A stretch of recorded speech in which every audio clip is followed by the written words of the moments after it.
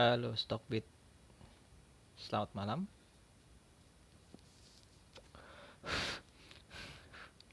Jadi mohon maaf ya kalau video untuk analisanya saya undur karena ada pertanyaannya sedikit menarik. Sebenarnya pertanyaan ini suatu saat akan saya jawab dengan sendirinya karena memang penting untuk dibahas. Cuma untuk saat ini saya lebih mementingkan untuk membentuk mental kalian.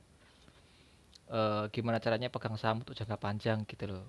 Jadi kalian saya ajari untuk pegang saham kapal induk dulu biar tangan kalian gak gatal buat buy sell buy sell buy sell gitu loh, klik klik klik gitu. Jadi biar ngilangin habit trader kalian lah yang pengen cuan instan ketika lihat profit 5% di sell gitu kan. Jadi biar kalian ngerasain rasanya gimana profit panjang bertumbuh terus gitu kan sambil nikmatin dividen. Nah, pertanyaannya cukup menarik sebenarnya. Sebenarnya saya cukup banyak sih menerima pertanyaan senada. Cuma ya gimana ya? Saya tunda-tunda untuk nanti bahas nanti aja lah. Cuma karena udah over value apalagi dengan banyaknya apa ya? Banyaknya investor baru yang masuk ke pasar saham bersamaan dengan IPO-nya atau listingnya emiten dari Bapak Prayogo Pangestu.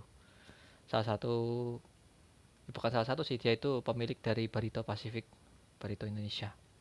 Gitu. Jadi pertanyaannya seperti ini. Saya ingin bertanya tentang bagaimana pendapat Mas tentang emiten Pak PP Prayogo Pangestu. Saya soalnya masih heran kenapa emiten beliau bisa naik tinggi melesat jauh ke angkasa. Padahal PBV-nya jauh dari harga wajar. Dan PER, price to earning ratio-nya pun berkali-kali lipat. Nah, gitu. Ya, terima kasih ya. Jadi gini, saya sendiri pun tidak menggunakan PBV sebagai patokan utama saya gitu loh. PBV hanya sebagai bagian kedua, bonus jika memang murah gitu loh. Sebagai penentu apakah itu sudah harga yang pas untuk saya beli gitu loh. Di sini ya mungkin beberapa dari kalian ada yang tertarik ya, masih tertarik pakai PBV, beberapa ada yang kolot harus PBV murah, kalau nggak PBV murah ya tidak mau beli. Ada yang mereka ya enggak dong, buktinya ada PBV yang mahal malah lebih naik lagi, PBV yang murah malah nggak naik naik gitu gitu. Terus juga ini Mas Imran, terima kasih supportnya. Boleh juga tuh Mas, soalnya PBV terus dijawab, kalau tahu bantermologi pasti nggak bingung, ini fakta. Iya, justru menurutku sih kalau kalian tahu bantermologi mah justru mah tambah lebih bingung lagi nanti tambahan. Nanti kita bahas di akhir lah. Soalnya gini, terus terang ya, kalau kita bahas bantermologi, sampai saat ini saya belum menemukan orang yang bisa menjelaskan saya secara simpel ya. Gimana sih cara mempraktekkan atau menggunakan bantermologi? Dan plannya saya harus open posisi atau harus beli saham itu ketika apa? Konfirmasinya ketika apa gitu. Terus saya harus jual saham saya atau harus exit ketika saya apa gitu. Kalau profit saya exit ketika apa? Kalau saya rugi, saya harus exit ketika apa? Belum ada yang bisa menjelaskan saya secara simpel. Sedangkan saya paling suka itu cara yang simpel gitu loh. Kalau cara yang simpel aja bisa ngasilin profit, kenapa harus pakai cara yang rumit gitu loh? Kalau cuma mau profit 5, 2%, 3% sehari gitu loh. Sedangkan saya pakai cara yang simpel aja udah bisa profit 100 sampai 1000%. Why not? Gitu loh. Coba terus terang ya. Aku tantang kalian semua lah. Coba cari teman kalian ya, Mas Imran atau siapapun yang ada di sini, mungkin para follower saya, hello yang di sana. Eh siapa ya? Kita cek yang lainnya ya. Mas Galihat, Bimo Setiawan, Mas Dela, iki lanang apa wedok saiki? Ya coba jelaskan ke saya lah. Gimana sih kalian itu pernah dengar atau pernah diajari orang tentang bandarmologi? Coba jelaskan ke saya gimana caranya memahami bandarmologi itu secara simple. Gitu loh. Terus terang ya, video saya ini ya, aku jelaskan cara investasi ke kalian. Itu termasuk simple nggak sih aku jelasin ke kalian tuh? Padahal sebenarnya saya itu menerima banyak sekali masukan atau ilmu yang saya kompres gitu loh. Terus saya simpelkan buat saya ajarkan ke kalian.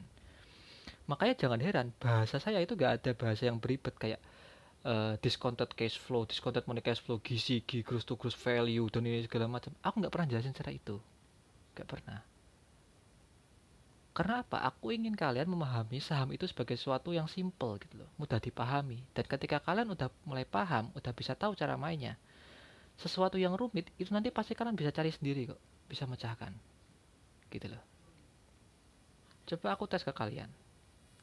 Saya udah ngajarin banyak orang dengan cara simpel saya. Pemula bisa profit di saham dengan cara simpel saya ini. Tapi saya tantang kalian yang katanya bandarmologi itu. Coba jelaskan ke para pemula.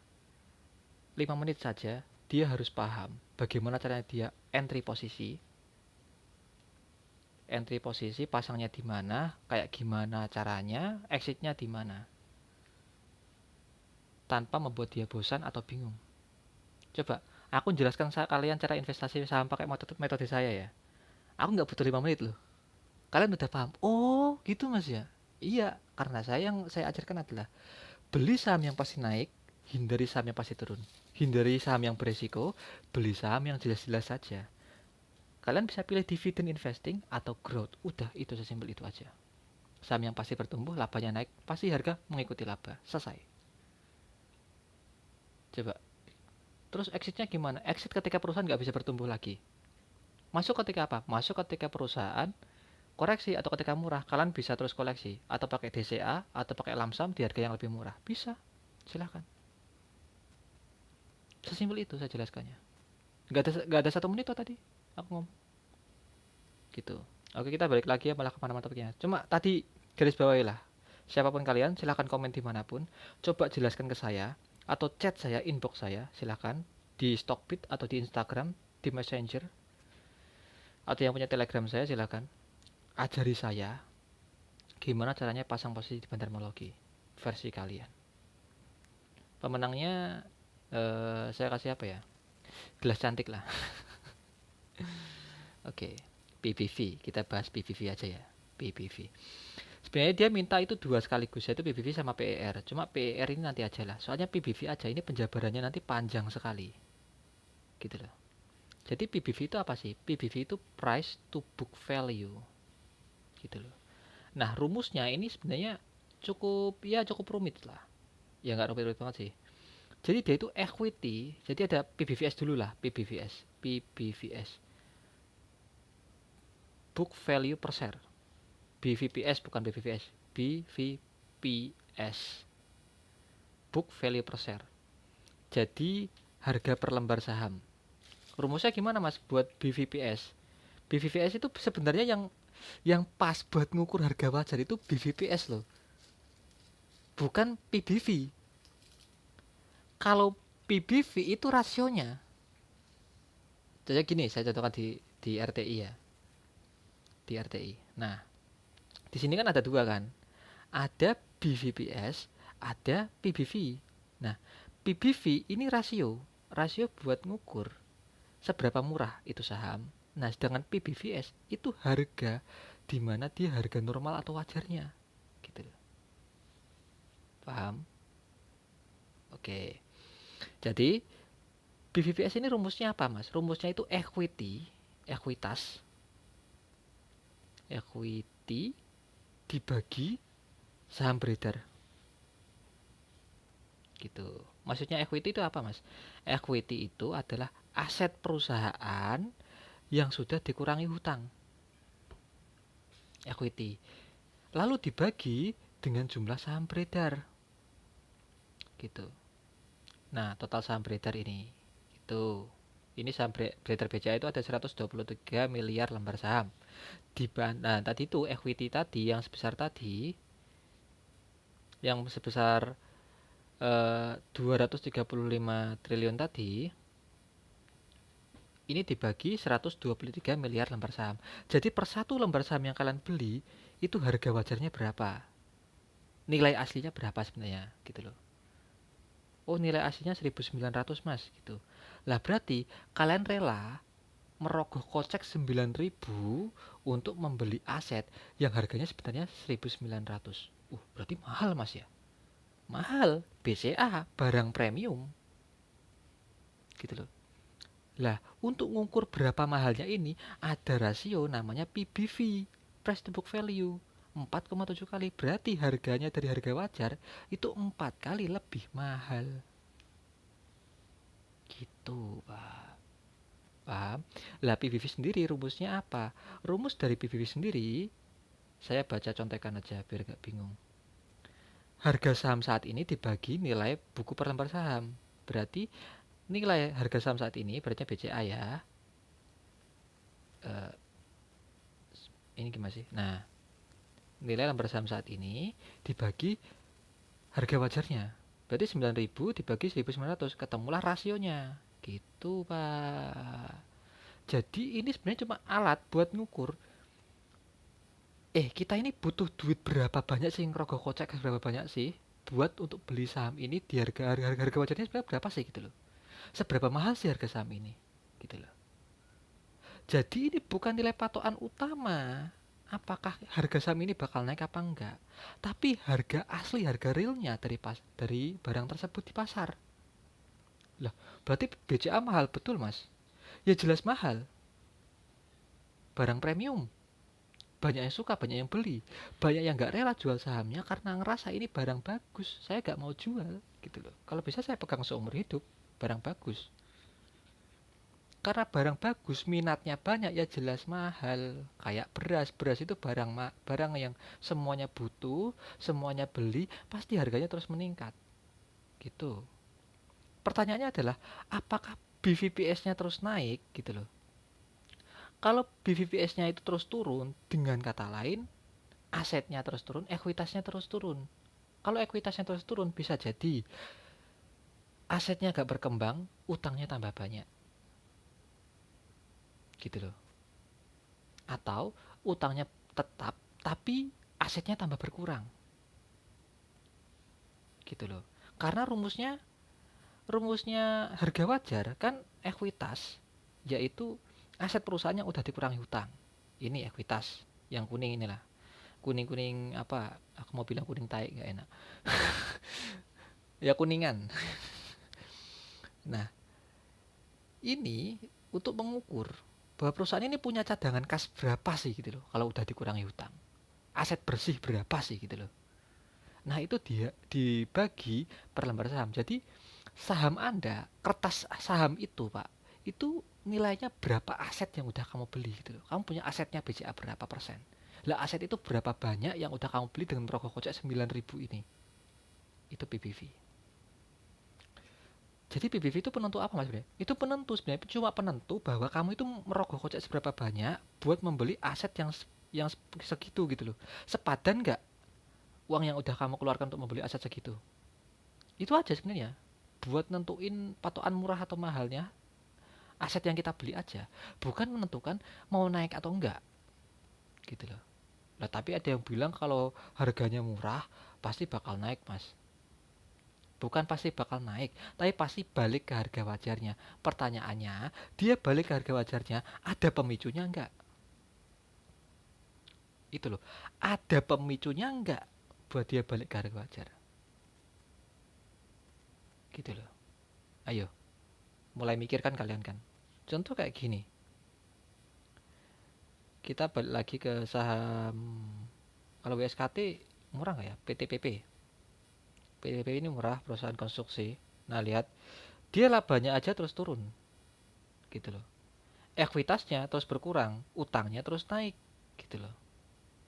Tapi kalau dihitung dari harganya, dia harusnya masih murah. Lihat, harga wajarnya itu 1.800.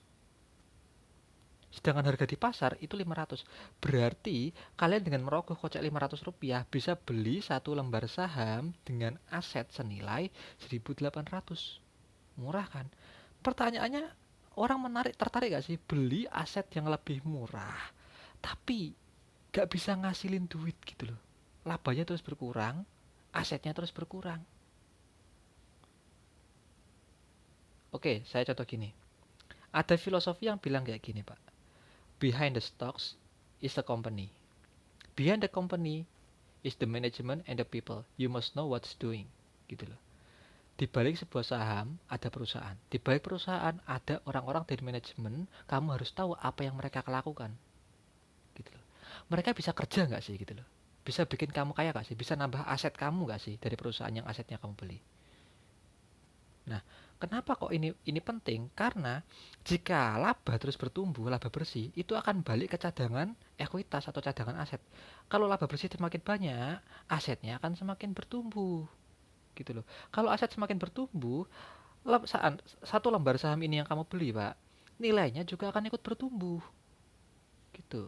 Jadi bukan masalah dia mahal atau murah, ini masalah nawar harga. Gitu loh. Lah kalau emang barangnya premium dari awal, ya emang udah nggak bisa ditawar.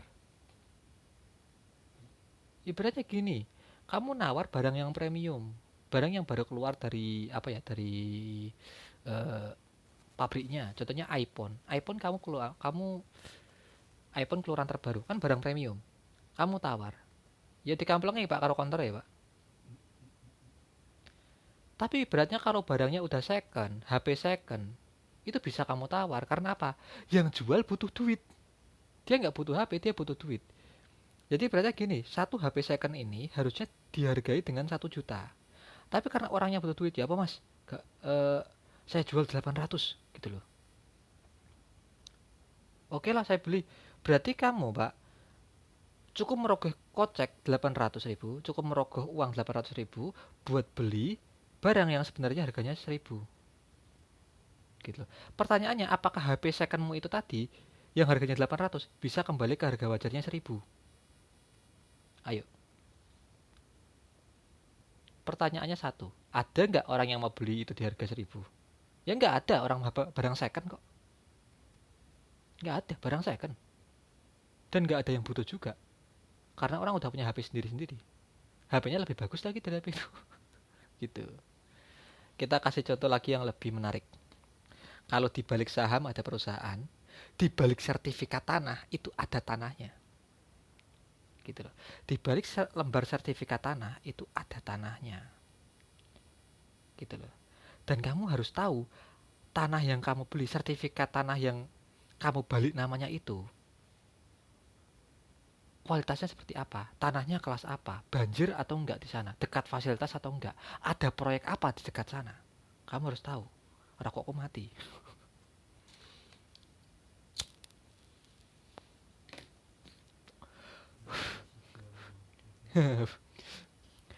Ngopi sih biar paneng, ngopi dulu loh gitu, sambil nyeduh kopi loh. Kalau nonton videoku tuh harus ngopi wajib, ngopi rokok. Kalau yang cewek mungkin ya buat teh gitu kan, seger kan, jadi biar nggak sepaneng. Soalnya kalau video itu kadang ada serius, kadang ada guyonnya. Kalau kayak gini hitung-hitungan kalau aku bikin guyon pak, buyar. Jadi please kalian sediakan kertas, kalian coba ulang lagi, kalian catat ulang lah. Ya gitu tadi, biar nggak bingung.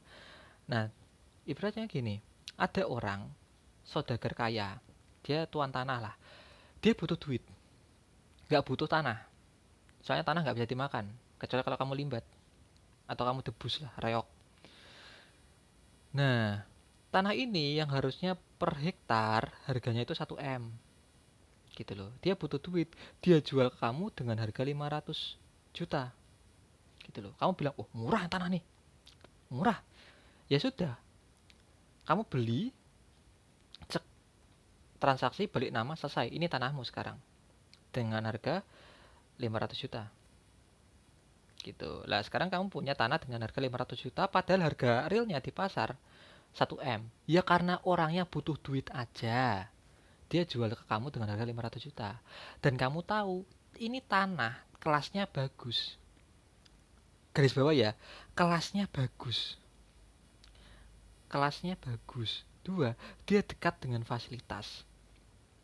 Nah, pertanyaannya, apakah dia bisa kembali ke harga wajar 1.000 ke 1 M?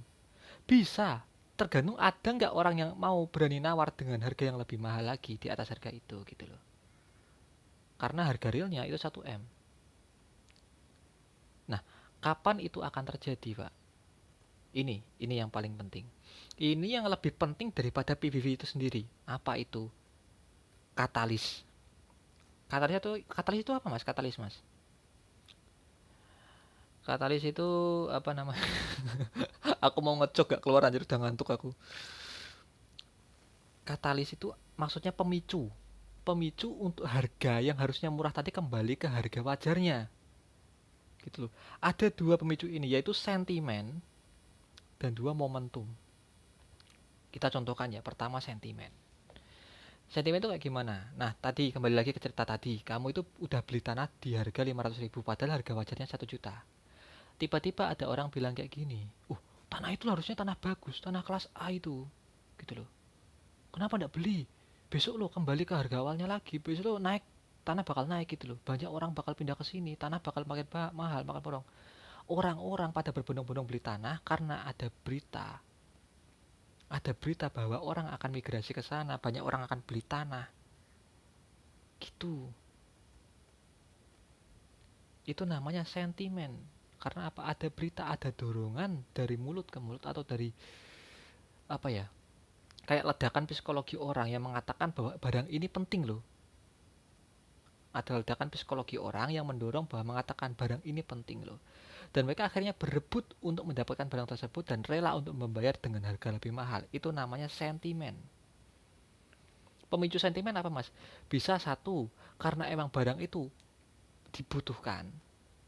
Dua, atau karena barang itu memang mempunyai harga yang nggak dimiliki di tempat lain atau di barang lain. Gitu. Itu sentimen. Atau kedua, momentum. Momentum ini ibaratnya gini mas. Kamu kan punya tanah dan kamu tahu ini tanah bagus. Karena tahu tanah bagus, suatu saat pasti akan ada proyek di dekat tanah ini. Dan bener dong, pas kamu habis beli tanah, 3 tahun kemudian ada orang yang mau beli tanah kamu karena mau bangun jalan raya atau jalan tol lewat tanah kamu, atau mau bikin Alfamart atau bikin ruko dengan tanah kamu. Ya jelas, dia lebih butuh dari kamu kok. Dia mau bikin supermarket, mau bikin mall, mau bikin jalan raya. Pasti dia gimana pun harganya lebih mahal pun akan dia beli. Nah, momen seperti ini yang kita tunggu, Pak. Ketika ada orang yang mau beli dengan harga lebih mahal karena dia punya proyek di sana. Ini momentum, gitu loh. Nggak percaya?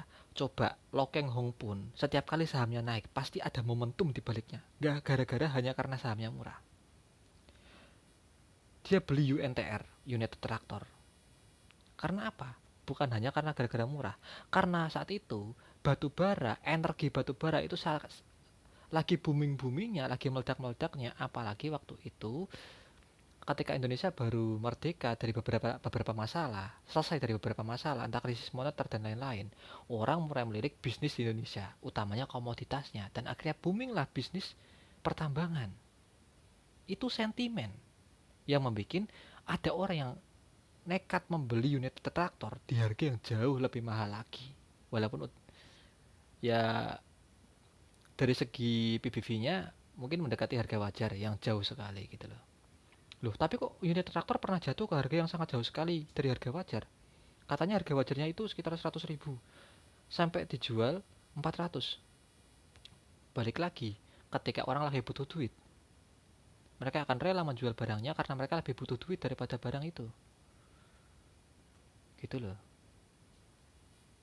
Bateraiku mau habis. Pasti loh kalau record baterai mau habis itu. Nah itu yang sebenarnya jauh lebih penting daripada PBV, karena PBV cuma tolok ukur bahwa kamu itu sebenarnya nggak perlu merogoh kamu nggak perlu merogoh uang lebih banyak untuk membeli saham tersebut. Karena apa? Karena saham yang lebih murah, potensi untuk lebih murah lagi itu lebih kecil daripada saham yang udah mahal. Saham yang udah mahal anjloknya lebih sakit pak. Nggak percaya? Coba cek. Saham yang mahal-mahal anjloknya pasti sakit. Unilever, HM Sampurna, Gudang Garam, gitu loh. Lah itu bumi anjloknya sakit. Tak tanya dulu, anjloknya itu kamu hitungnya dari harga yang nggak wajarnya atau dari harga wajarnya? Kalau kamu hitung dari harga wajarnya, anjloknya cuma berapa persen? 30-20%.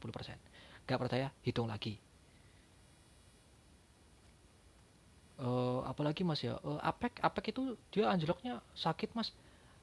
Balik lagi, kamu ngitungnya dari harga yang atas, harga yang nggak wajar, harga mahalnya atau harga wajarnya. Itulah yang dinamakan margin of safety gitu loh. Jarak dari harga mahal ada namanya harga wajar dan harga murah. Nah kalau kamu beli di harga wajar, peluang untuk jatuh ke bawah itu lebih sedikit daripada kalau kamu beli di harga mahal. Itu jatuhnya bisa berkali-kali lipat. Itu fungsinya PBV, buat margin of safety kamu, buat pengaman kamu. Kalau kamu ternyata nggak rugi banyak karena kamu membeli barang itu dengan harga lebih murah dari harga yang sebenarnya. Gitu. Jadi PBV bukan pemicu harga mau naik, pemicu sebenarnya adalah katalis itu sendiri, entah itu momentum atau apapun itu. Contohnya kayak kemarin, Lo Keng Hong membeli saham apa ya, Cevin, Kelipan Finance. Itu kan ada pemicunya, ada sentimen di sana. Pemicunya apa? Ya karena membaiknya ekonomi Indonesia, kredit macet udah mulai dilunasi lagi. Jadi Kelipan yang utamanya dia adalah leasing, udah bisa mendapatkan laba bersih dari kredit-kredit yang macet. Maka investor tertarik untuk membeli saham itu karena apa? Pasti labanya banyak. Itu sentimen. Gitu. Nah, kayak kemarin Petrosia. Petrosia itu harganya murah. Tapi kalau murah aja dia gak bakal naik. Tiba-tiba ada sentimen mengatakan Prayogo Pangestu akan mengakuisisi Petrosia. Langsung naik di harganya kan? Karena apa? Udah murah, ada sentimen, naiknya lebih tinggi. Itu namanya double booster. Kalau dia harganya mahal, ada sentimen, itu booster aja. Tapi kalau dia udah murah, ada sentimen, itu double booster. Double kenaikannya. Jadi naik ke harga wajar, naik lagi ke harga lebih mahal. Itu. Kalau dia cuma harga wajar atau harga mahal aja, berarti harga mahal naiklah harga lebih mahal. Udah mulai paham? Udah mulai paham? Oke, oke, oke. Seneng aku. Jadi gini, barang premium bisa jadi harganya nggak bakal jadi murah karena memang barang mahal. Tapi barang mahal biasanya naiknya itu lebih lamban. Karena apa? Biasanya yang punya PBV besar itu barang atau emiten yang udah mapan. Gitu loh. Karena apa? Emiten yang udah mapan mau ekspansi susah. Dia udah terlalu besar untuk ekspansi biasanya. Atau mau ekspansi pun dia mikir 2 kali. Geraknya udah lamban. Sedangkan perusahaan kecil yang orangnya itu pegang pegang barang cuma buat nyimpan duit aja, kadang kalau butuh duit dijualin, ya jelas harganya naik turun dan itu bikin kadang harganya di harga wajar, kadang mahal, kadang murah, kadang mahal. Karena apa? Itu masih emiten kecil yang butuh sekali ekspansi. Mereka sering jual-jual aset. Gitu loh. Mulai paham di sini fungsi PBV sebenarnya? Gitu. Lah Prayogo Pak, dia itu emitennya itu udah mahal sekali, PBV-nya berapa kali lipat Pak? Satu, dia ada sentimen. Sentimen apa? Sentimen bahwa dia emiten miliknya Pak PP, orang terkaya di dunia yang udah sukses mengelola Barito Pasifik dan emitennya pasti naik ke atas gitu loh. Iya sih, masa dia listing lagi ya mungkin naiknya ke atas. Orang pada berbondong-bondong soalnya kena sentimen bahwa emiten brand bakal naik ke atas gitu. Apalagi Pak Prayogo ini orangnya punya apa namanya itu, punya ikatan dengan banyak sekali orang-orang besar karena dia orang terkaya di Indonesia. Tidak percaya, rata-rata orang terkaya di Indonesia kalau listing saham harganya rata-rata naik. Karena apa? Dia punya apa ya? Ikatan, kalau dibilang apa ya? Relasi. Dia punya relasi dengan orang-orang besar juga. Yang bisa jadi dana besarnya itu masuk mati HP ku. Masuk ke emitennya tersebut. Gitu. Dan kenapa kok gitu? Karena Pak Prayogo mungkin dia mencari peman apa ya? Ingin membuat pancingan agar harga sahamnya bisa lebih mahal lagi dengan cara mengajak relasinya untuk masuk ke sahamnya, membeli sahamnya di harga lebih mahal, kemudian memancing bahwa ini saham bisa terus lebih mahal lagi, gitu. Jadi gak ada hubungannya dengan harga mahal atau murah, sentimennya, momentumnya. Terus cuan mas, ya karena dia memanfaatkan dua hal sekaligus, yaitu momentum dan juga sentimen. Momentum pertama, cuan itu, Petrindo, dia sering sekali memanfaatkan isu mau akuisisi. Dan dia giat sekali ekspansi pak. Ekspansi itu momentum dan sentimen bahwa ini emiten milik Pak Prayogo yang akan naik. Dan rata-rata emiten Pak Prayogo itu naik. Itu sentimen positif yang bikin para investor senang. Entah investor kecil atau investor kakap atau investor besar. Gitu. Jadi nggak heran kalau harganya mahal bisa lebih mahal lagi. Tapi udah gak wajar mas, lihatlah emitennya Pak Prayogo. Cuan ibaratnya. Cuan ini PBV-nya berapa kali mas ini mas? Harga wajarnya aja cuma 145. PBV 48 kali. Cuan. Terus brand, lihat dia harga wajarnya cuma berapa mas? Cuma 24 ribu mas, 24 rupiah. PVV-nya 210 kali mas, gila mas gitu. Nggak masalah kalau memang ada orang gila yang mau nawar di harga lebih mahal lagi karena sentimen, karena pancingan bahwa ini akan lebih naik lagi. Silahkan, nggak ada yang melarang kok. Ini nggak dilarang di Undang-Undang Dasar 45. Buktinya janda bolong yang nggak ada harganya aja ada orang menawar di harga jutaan loh. Batu akik yang dulu ngetren kena sentimen bahwa ini barang-barang, orang yang punya akik pasti orang-orang hebat gitu loh, keren punya akik itu. Akhirnya sentimen itu memancing akik diborong, banyak orang jualan akik akhirnya. Dan akik yang berkualitas dihargai mahal, padahal sama aja, aku nggak bisa bedain loh kualitasnya kayak gimana akik itu. Tapi sentimennya yang mancing harganya lebih mahal lagi gitu. Coba kamu pikir hal kayak gini cuma ada di Indonesia kah? Cek saham luar, NVDA. Anjir lah, Nvidia stock gitu aja. Nvidia stock. Oke, mau habis bateraiku. PE rasionya 100 kali gitu loh. Tapi harga sahamnya, lihat, boom. Coba 50 ribu persen pak. Brand menangis melihat ini. Dan masih akan naik lagi ini video. Karena apa? Ada sentimen AI, ada sentimen gaming, ada sentimen artificial intelligence, AI, artificial intelligence ya, dunia virtual, metaverse dan lain-lain pak. Sentimen itu yang mancing orang buat beli buat beli Nvidia. Sentimen dan momentum bahwa Nvidia nanti pasti bakal dipakai, bakal dibeli besar-besaran buat mendukung AI, buat mendukung metaverse gitu loh. Jadi investor kepancing dengan ekspektasi bahwa profitnya akan besar. Itu. Oke, mulai paham di sini ya. Takutnya videonya kepanjangan 30 menit sudah. Jadi nanti kalau kalian yang belum paham sebenarnya PVV fungsinya buat apa, bisa diulang lagi, kalian catat di kertas. Jadi menurut saya PVV itu faktor kedua. Faktor pertama itu dari saya itu, ini ya, saya bicara beli saham ya. Faktor pertama itu adalah dia itu ada proyek apa, bisa ngasilin laba seberapa besar, dia konsisten nggak dengan labanya. Setelah tahu dia ada proyek apa, ada katalis apa di sana, ada sentimen apa, ada momentum apa, baru kedua saya cek harganya murah atau enggak gitu loh. Ketiga, saya cek resikonya jika dia ternyata turun itu ngeri apa enggak gitu loh. Nah, tiga hal ini pak, 1 sampai 2 saya temukan di emitennya Pak Prayogo. Sentimen ada, yang kedua nggak ada ding, harganya nggak murah. Ketiga, resikonya, kalau dia jatuh pasti sakit. Karena apa? PBV-nya udah jauh dari harga wajar. Biasanya kalau PBV yang jauh dari harga wajar itu jatuhnya ngeri pak. Ini Nvidia ini sekali dia jatuh pak, langsung minus 50%. Tapi balik lagi mas, iya balik lagi karena dia bisa manfaatin momentum sentimen. Pertanyaannya, kamu kuat kan nahan kalau kamu minus 50%? Nggak apa-apa mas. Iya, kamu bisa bilang nggak apa-apa karena kamu nggak beli di pucuk.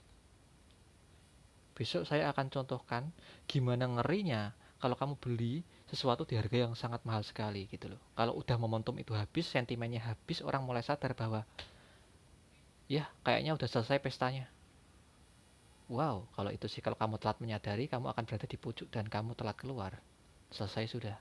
Masalahnya apa? Cara main big player itu beda dengan kalian. Kalian cuma pakai pasar reguler. Mereka udah pakai pasar nego, pasar distribusi, pasar peer to peer. Kalian bakal kalah main. Karena apa? Mereka bisa main di saat market udah close. Kalian cuma bisa main pas market open aja. Gitu loh. Jadi resikonya ketika aku beli saham yang sangat mahal sekali, itu berkali-kali lipat. Jadi di Pak Prayogo, aku cuma bisa menemukan faktor satu, yaitu momentum sama sentimen. Cuma menemukan katalisnya aja. Tapi gak menemukan harga murahnya. Sama ketiga, gak menemukan resikonya. Faktor penghambat resikonya, saya gak menemukan. Dan di saham saya, kalau kamu lihat portfolio saya, rata-rata saya tahu resikonya berapa, ada momentum apa. 3 alasan ini itu kenapa saya pegang saham itu. Kalau nggak ada, mau sebagus apapun, mau naik 1000%, 2000%, saya nggak peduli, saya nggak bakal pegang. Oke, segitu saja dari saya. Semoga portfolio kalian membaik. Di sini Hirin dan sampai jumpa di video selanjutnya.